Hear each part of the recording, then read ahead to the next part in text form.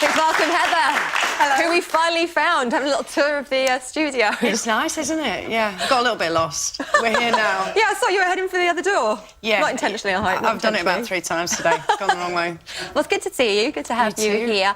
Absolutely loving the sound. I mean, we heard a little excerpt there, and I know we're going to hear you later on. But this is, you know, it's a bit of a surprise, I think, because we really do know you from your acting side. Yeah, it's kind of funny because the music came first. I was always, like yourself, I trained as a classical pianist, and I only went to a really strict acting school because the music was something I already did. So I didn't go to a musical theatre school, and then I just kind of went down that route with lucky enough to get dramas like London's Burning and The Chase and Ultimate Force, and I was doing it on the side.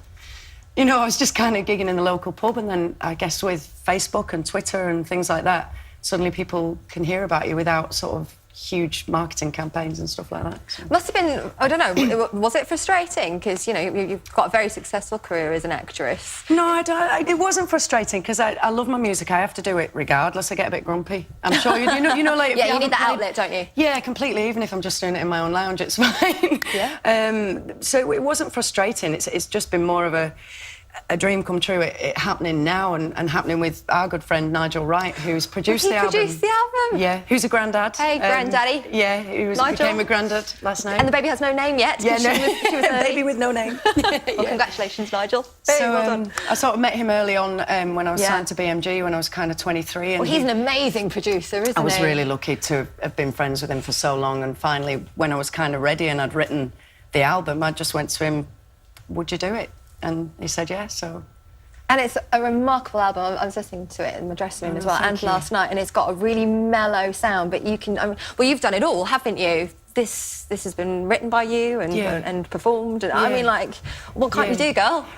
Do you know, it's been an organic process, though. It's been kind of like all the people who are in my band on the tour, which we start on the 22nd of May, we've never looked for anybody. We've just kind of gone on this journey, and it's been really interesting. Sometimes when you just open yourself up to something and think, I don't really know what the end goal is or what we're aiming for, but I'm just really enjoying myself and going to go with it and see what happens. Yeah, but it's no denying it's tough times to release any kind of music without the backing of these huge sort of talent shows, if you like, and even then it's really, really tough. Yeah. But you're doing it. I mean, how do you think this is just happening? I've just got a really fantastic fan base, and I want to say thank you to everybody who's been to all of the concerts. We kind of started off with 40, 50 seaters, and then I met the team who are managing me now, Sarah and Lee, and they just took it to the next level, and we just seem to be filling out venues and seeing where we go from there, and just everything that we get in, we try and put back into making this as long a journey as possible. You're being very restrained, because actually you're storming it now with your tour. So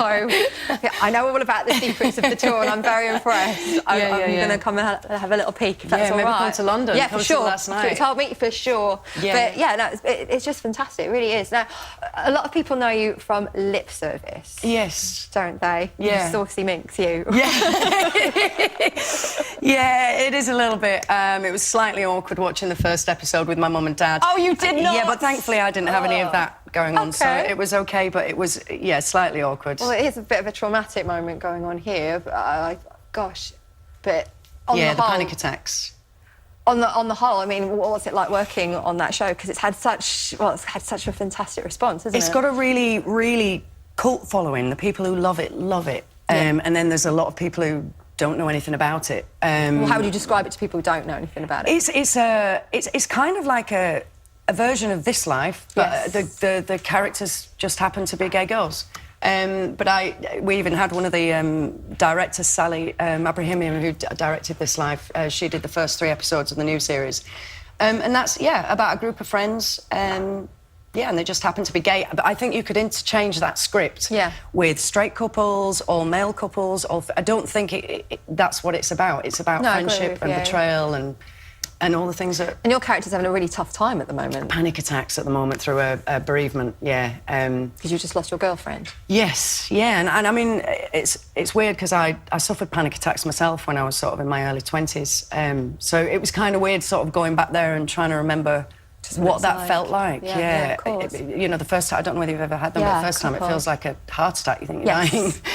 You know, and then someone says it's panic attacks, and then you know you're not going to And it's die. on again this week, isn't it? Yeah, Friday nights, BBC 3 at 9 p.m. And so the album, if you want to purchase? It's available for pre-order on iTunes and Amazon and Play, and all the links are from our website, from heatherpeace.com, and it's actually out on the 21st of May, and then we go on tour from the 22nd to the 5th of June. That's incredible, and Nige will be there? Nigel's going to be there, yes. I've got the baby. Nigel's kind of my surrogate father, and then my actual father is driving the tour bus. Oh, you're kidding? Yeah. No pressure? No, it's really rock and roll. So we kind of...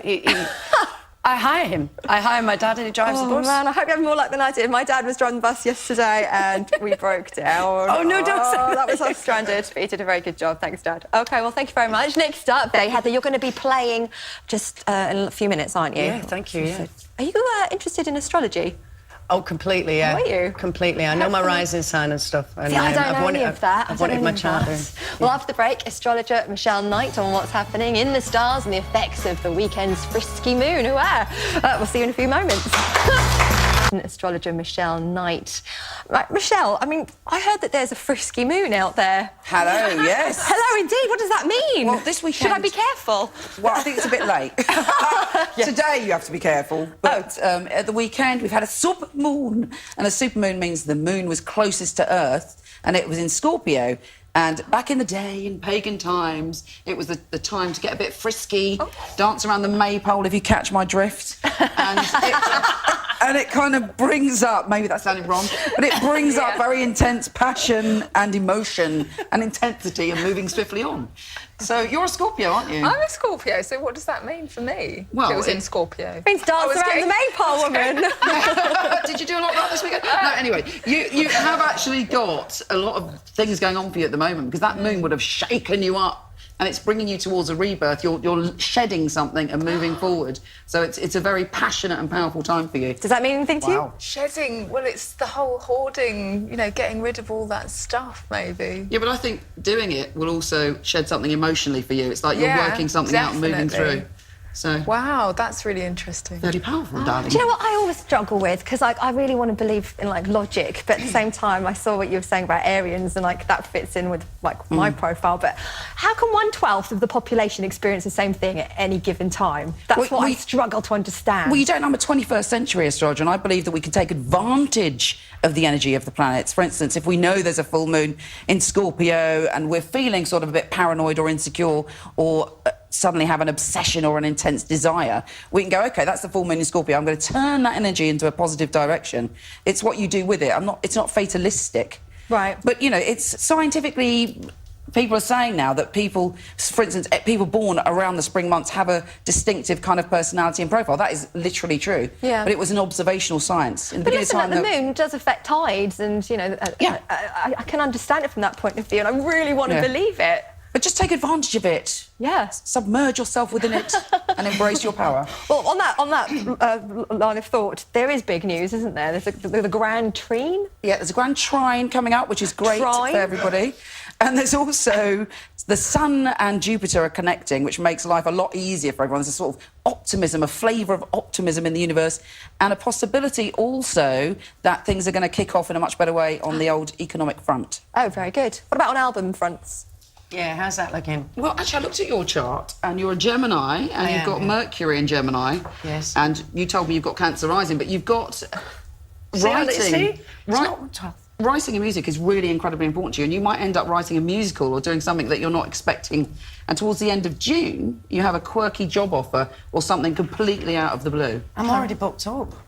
Well, doesn't mean you have to do it then. Unbook yourself, woman. No, OK.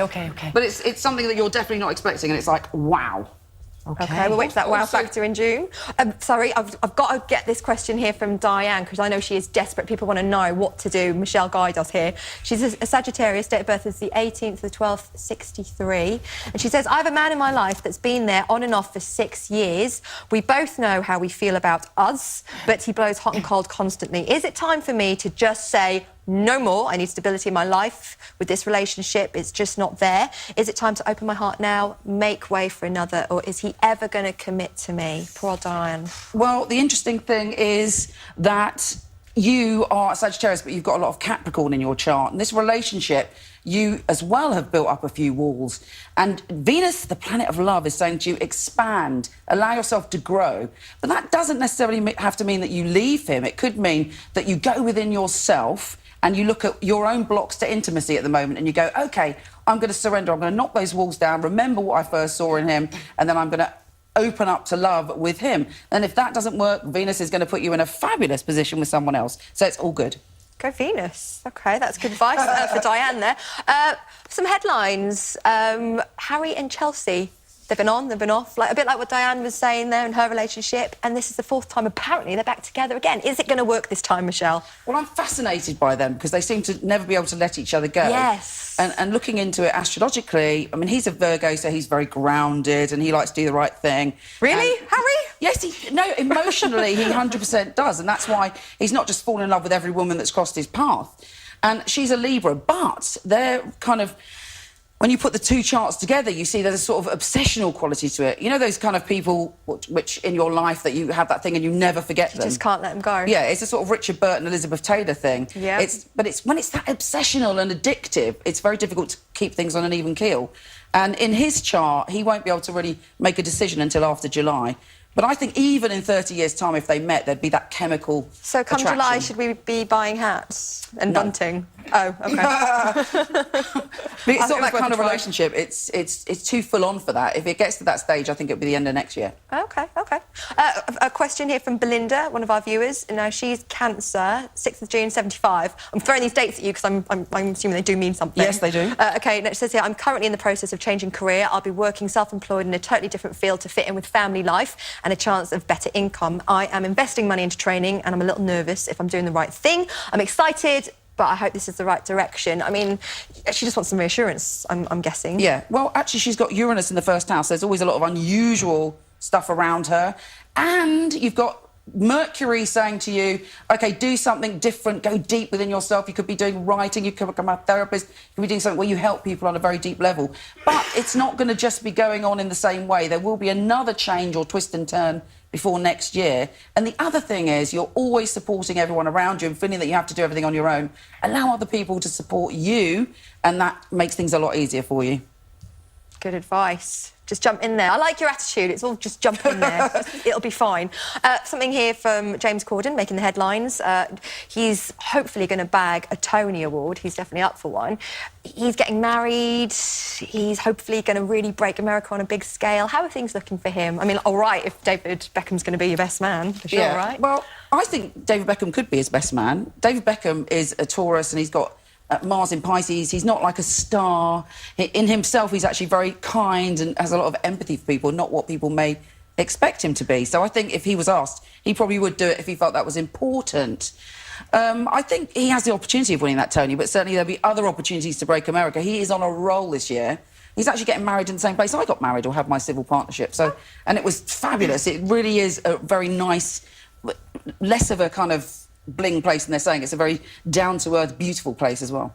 Fantastic. Now, we've got another question. This is from Nikki. She's a Scorpio, and she says, Hi, Michelle, I'm a Scorpio. All my life seems to have been mayhem, a lot of laughs along the way, but a lot of difficulty. Is there any sign of things settling down? I've recently divorced my husband. Oh, poor Nikki, OK. And he was a Capricorn, and now she's met a lovely Cancerian fella, and she wondered if they might ever just stop arguing and... It's complex. I mean, there's a lot going on here. What's going to happen? Well, the thing is, between you and the new man, you've both come out of difficult other situations. You don't like to be controlled, but you want security.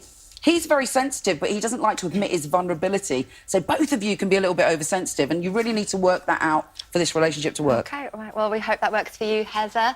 Now, would you like to go and get ready for your performance, my girl? I know you're having a cup of tea there, but we'll let you go and sort yourself out. Huge thank you to all of my guests today. Tomorrow, Quadrophenia stuff.